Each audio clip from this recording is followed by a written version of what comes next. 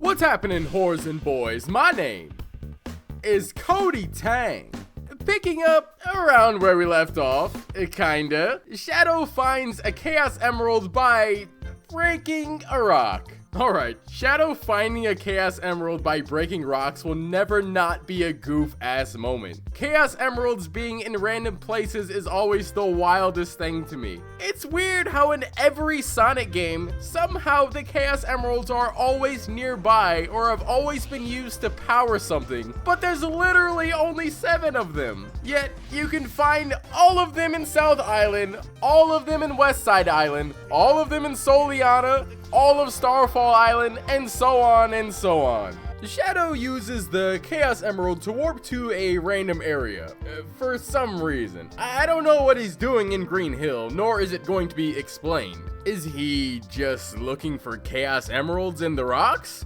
I suppose we could just chalk it up to Shadow lives in Green Hill Zone. So it really doesn't matter why he's here, he's just exploring his home. Because he lives there, and he also lost his Chaos Emerald, somehow. I gotta stop asking questions. Sonic is battling Eggman at the time that Shadow warps to this random location, and upon Sonic causing an explosion while fighting Eggman, Shadow assumes that this could only have been caused by Sonic. So now he's angry, apparently, because he knows for a fact that Sonic would be responsible for such a cataclysmic explosion that apparently shook the whole world. Definitely not something Eggman would do. Sonic is the obvious culprit here. So the moment Shadow sees Sonic, he punches him in the face. Sonic describes Shadow's character real quick, and the two begin their fight. Ian Hanlon as Shadow. How do I describe Ian? He's better than Kirk Thornton will ever be at voicing Shadow, mostly because he doesn't make him sound like he's voicing the snake from the Jungle Book. You've got this, Sonic. Ian drops the much darker tones that Shadow's voice had always been mixed with for a more neutral sounding character. Shadow sounds more mellowed out with Ian voicing him. Not happier, just less traumatized. Shadow has a more concerned tone to his voice than before. I don't think that Ian is a bad actor by any means, but I feel like much deeper voices have always fit Shadow better. Is that so? Well then, it'll be a date to die for. That's absurd. Whatever it is you want to do, you can do it alone. Worthless. Don't show your pathetic face around me ever again. You need to stop, Sonic.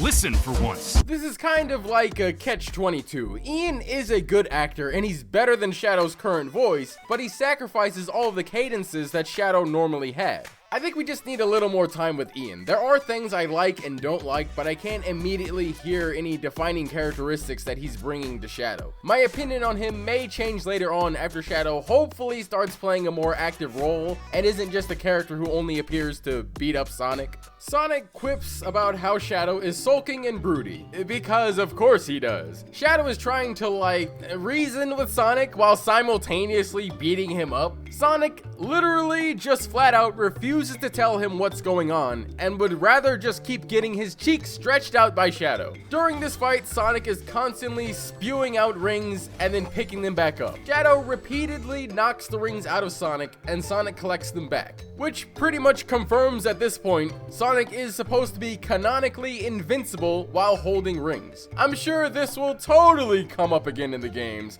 an object that literally makes characters invincible that has not a single negative to it. The fight lasts until the two come to a stalemate and Sonic hears an explosion. Shadow punches him in the face and Sonic apparently forgets everything after that, and we return to New Yoke City. Shadow is definitely one of the most misutilized characters of the entire franchise. Whenever Sonic and Shadow are on screen for the first time together, it becomes a must to have them physically fight. Regardless of the situation calling for it or not, there's never a victor and they never even fight each other all out. So the fight becomes stale seeing it again and again. While it's cool seeing these two fight, there's never a real narrative purpose, and it's pretty much always forced because of this. Instead of immediately asking Sonic what's going on, Shadow just starts knocking him around like a ragdoll. Instead of Sonic just explaining the situation, Sonic tells him that it's none of his business, purely so the fight can be prolonged.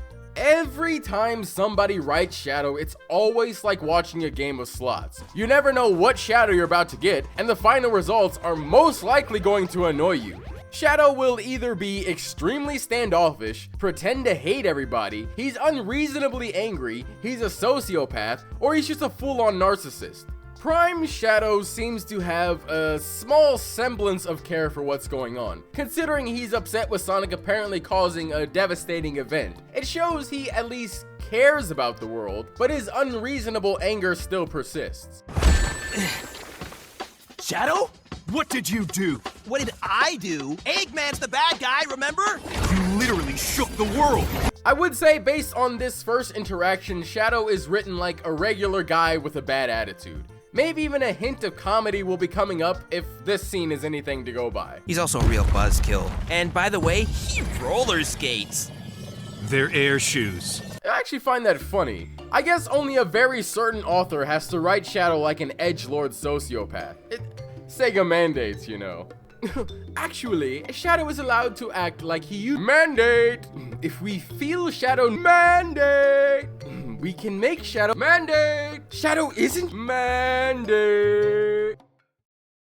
We reconvene with Rouge and Knuckles watching Sonic travel through New York City. We get a flashback of how Green Hill Zone was turned into Eggman's empire.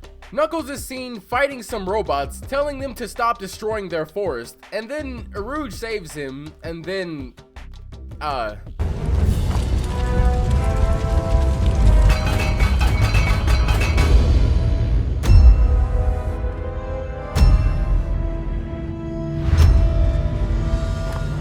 yeah, it just kind of pops in like that. But Knuckles and Rouge are still flying around as if they're watching it just pop in like that. And then they're all, man, what is going on?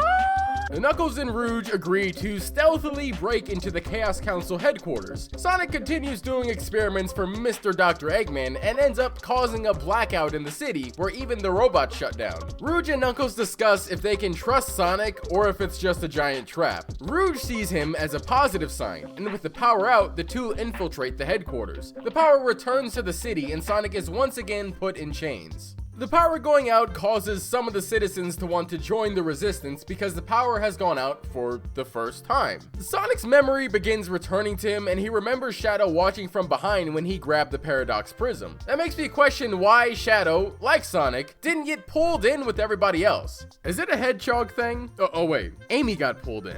It's a male hedgehog thing, isn't it? The Chaos Council plans to use Sonic's power against the Resistance, as his energy is the same one that powers the city. So this Eggman Empire here is too weak for the Resistance. As far as I can see, the only major members of the Resistance are Knuckles and Rouge. They definitely haven't made a single inch of headway in taking back the city, and on top of that, it seems that nobody even has faith in the Resistance until they saw the power go out. I don't really get why the Chaos Council sees them as a threat at all. The Chaos Council agrees to extract Sonic's energy. Sonic stalls for 9 to come up with a plan, and when Sonic stalls, I mean he stalls. It goes on for about 2 minutes before the Chaos Council gets annoyed. 9 doesn't even come up with a plan during that time, but Sonic is still saved by Rouge and Knuckles just in time, and they begin fighting Rusty Rose and the other robots. 9 unlocks the restraints on Sonic and he joins the fight. Sonic clumsily attacks the robots and the Chaos Council all retreat while Rusty Rose joins in. 9 struggles to hack into the Chaos Council's computer and Rusty Rose grabs Sonic, ending the episode. Alright, so half of this episode is mostly made up of scenes from episode 1. The flashbacks they show are mostly reworked, just for a bit more context, while the other half is semi-new information.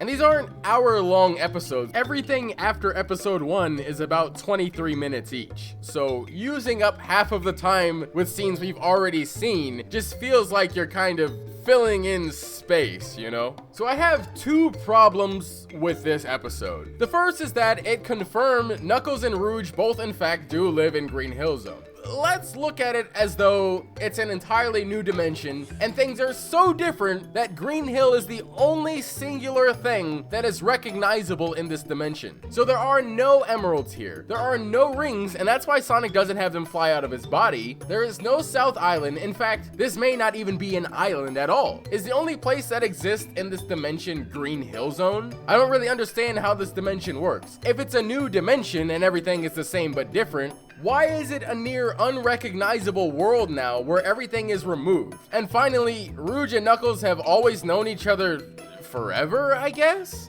My other problem is, when does 9 come into play? Tails is one of the youngest of the cast in Sonic. His backstory clearly shows that he was in New York City, and after years of being bullied, he made his lab and he became 9. So, is 9 actually younger than the original Tails? Because he was shown to be bullied in New York City. And in this episode, we clearly see that Knuckles and Rouge saw the creation of the city. In the real timeline, by the time Tails meets Knuckles in Sonic 3, Tails had already been bullied and saved by Sonic. It wasn't years later that they met, it was barely even a few months, and at most only a year. If 9 is supposed to be older than Tails, then how is it that he was so young when he was bullied inside of the city? The city wouldn't have been made yet. So how is 9 not just in Green Hill Zone during his backstory? Knuckles and Rouge already live in Green Hill Zone and watch it become New York City. So was 9 born in New York City? If so, then he has to be years younger than everybody else. 9 is even younger than Tails if that's the case. How long has New York City even been a thing? Well, for now everybody, that's all the time I've got for you all. We'll return when I cover episode 3. So be sure to hit that subscribe button, leave a like on the video, and comment your thoughts below. My name is KotyTang, and I'll see you guys in the next one.